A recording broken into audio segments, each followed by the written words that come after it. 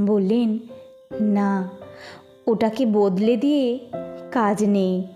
এই লেপ যোগিন দিয়েছিল, দেখলেই যোগিনকে মনে পড়ে।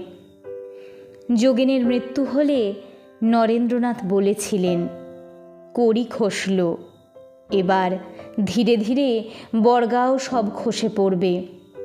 মা সারদা বললেন, বাড়ির একখানা ইট খসল, এবারে সব যাবে।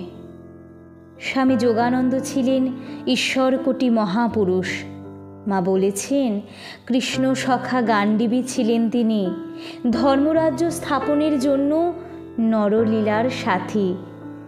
তার দেহত্যাগের পর স্বামী শারদানন্দ প্রায় 21 বছর একনিষ্ঠভাবে মায়ের সেবা করেছেন।